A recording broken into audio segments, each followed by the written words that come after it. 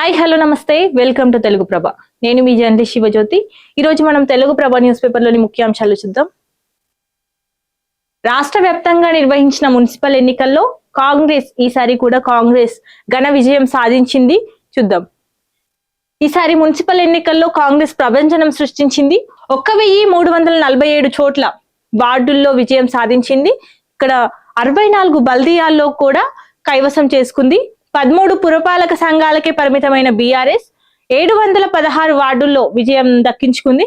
ఇక్కడ 261 వార్డులు ఒక్క మున్సిపాలిటీ బీజేపీకి వచ్చినట్టు తెలుస్తుంది. ఇక్కడ 47 వార్డుల్లో ఎంఐఎం విజయం సాధించగా 37 మున్సిపాలిటీల్లో హంగ్ నెలకొంది. వడ్డేపల్లిని చేజిక్కించుకున్న ఆల్ ఇండియా ఫార్వర్డ్ బ్లాక్.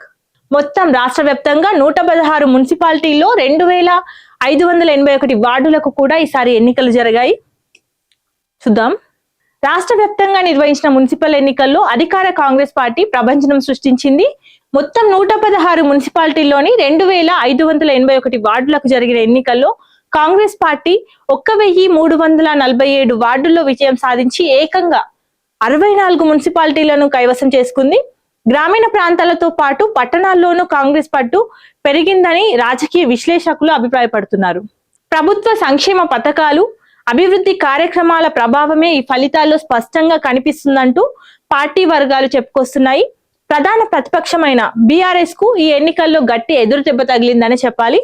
716 వార్డుల్లో మాత్రమే విజయం సాధించి కేవలం 13 మున్సిపాలిటీలకే పరిమితమైపోయింది. పట్టణ రాజకీయాల్లో బలంగా ఉన్న బీఆర్ఎస్ కు ఈ ఫలితాలు పెద్ద షాక్ గా మారాయి. బీజేపీ 261 వార్డుల్లో గెలిచినప్పటికీ కేవలం ఒక్క మున్సిపాలిటీని మాత్రమే దక్కించుకుంది. రాష్ట్రంలో పార్టీ విస్తరణకు ఈ ఫలితాలు అనుకున్న స్థాయిలో దోహదం చేయలేదని విశ్లేషకులు అంటున్నారు. స్వతంత్ర అభ్యర్థులు 256 వార్డుల్లో విజయం సాధించి వారి ప్రభావం ఏంటో చూపించారు. 37 మున్సిపాలిటీల్లో ఏ పార్టీకి పూర్తి మెజార్టీ రాకపోవడంతో హంగ్ పరిస్థితి నెలకొంది. 47 వార్డుల్లో ఎంఐఎం విజయం సాధించింది. కొన్ని ఫలితాలు మాత్రం ప్రత్యేకంగా చర్చనీయాంశంగా మారాయి. మహబూబ్ నగర్ జిల్లాలోని వడ్డేపల్లి మున్సిపాలిటీని ఆల్ ఇండియా ఫార్వర్డ్ బ్లాక్ కైవసం చేసుకోవడం విశేషంగా నిలిచింది. ప్రధాన పార్టీల మధ్య పోటీల్లో చిన్న పార్టీ విజయం సాధించడం స్థానిక రాజకీయాల్లో కొత్త చర్చకు దారితీసింది. జగిత్యాల మున్సిపాలిటీలో కాంగ్రెస్ సీనియర్ నేత జీవన్ రెడ్డి మద్దతుదారులు స్వతంత్రంగా పోటీ చేసి ఎక్కువ స్థానాల్లో గెలవడంతో అక్కడ కాంగ్రెస్ కు పరోక్ష బలం పెరిగింది. నారాయణపేట జిల్లా మక్తల్ మున్సిపాలిటీలో 6వ వార్డు బీజేపీ అభ్యర్థి ఎరుకల మహాదేవప్ప ఆత్మహత్య చేసుకోవడంతో ఆ వార్డులో పోలింగ్ నిర్వహించలేదు. ఇక్కడ చూసుకుంటే 30 మున్సిపాలిటీల్లో హంగ్ నెలకొంది. అంటే ఏ పార్టీకి కూడా సరైన మెజార్టీ రాకపోవడంతో ఇక్కడ హంగ్ నెలకొంది. చిన్న పార్టీలు స్వతంత్ర అభ్యర్థులకు ప్రధాన పార్టీల గాలం. తెలంగాణలో జరిగిన మున్సిపల్ ఎన్నికల్లో 30 మున్సిపాలిటీల్లో హంగ్ పరిస్థితి నెలకొంది. కొన్ని చోట్ల ఏ పార్టీకి స్పష్టమైన మెజార్టీ రాకపోవడంతో పాలక మండలి ఏర్పాటుపై ఉత్కంఠ కొనసాగింది. ఇక్కడ చూసుకుంటే తెలంగాణ మున్సిపల్ ఎన్నికల్లో ఖాతా తెరిచిన టీడీపీ జనసేన. ఇక్కడ చూసుకుంటే కంగ్రాట్స్ రేవంత్ రెడ్డి అంటూ కూడా ఇక్కడ ప్రియాంక గాంధీ సీఎం రేవంత్ రెడ్డికి కంగ్రాచులేషన్స్ తెలిపినట్టు తెలుస్తుంది. తెలంగాణ మున్సిపల్ ఎన్నికల్లో కాంగ్రెస్ పార్టీ ఘన విజయం సాధించింది. ఈ నేపథ్యంలో శుక్రవారం ఏఐసిసి జాతీయ ప్రధాన కార్యదర్శి ప్రియాంక గాంధీతో సీఎం రేవంత్ రెడ్డి భేటీ అయ్యారు ఢిల్లీలో. ఈ సందర్భంగా ప్రియాంక గాంధీ సీఎం రేవంత్ రెడ్డికి కంగ్రాచులేషన్స్ తెలిపారు.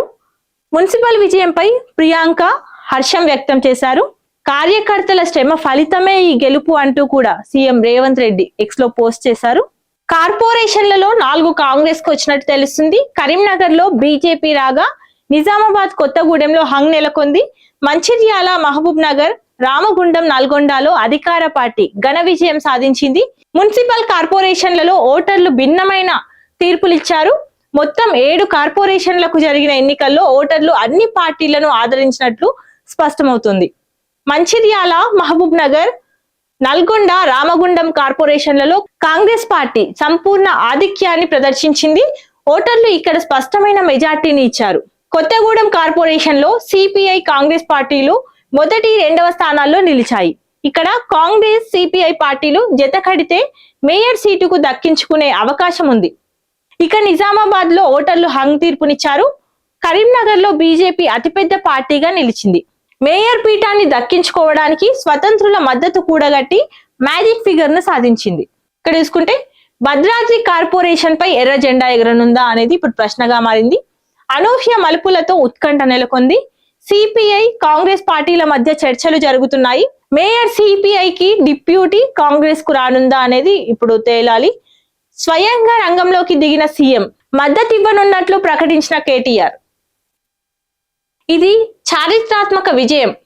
కరీంనగర్ కార్పొరేషన్ లో వచ్చే 5 ఏళ్లలో అభివృద్ధి చేసి చూపిస్తామంటూ కూడా కాంగ్రెస్, బీఆర్ఎస్, ఎంఐఎం కుట్రలు చేసినా ప్రజలు నమ్మలేదు అంటూ కూడా ఇక్కడ కేంద్ర మంత్రి బండి సంజయ్ తెలిపారు. హైదరాబాద్ లోనూ బీజేపీ జెండా ఎగరవేస్తామంటూ కూడా తను ధీమా వ్యక్తం చేశారు. ప్రజల మనసు గెలుచుకోవడంలో కాంగ్రెస్ విఫలమైంది అంటూ కూడా ఇక్కడ బీఆర్ఎస్ వర్కింగ్ ప్రెసిడెంట్ కేటీఆర్ వ్యాఖ్యానించారు.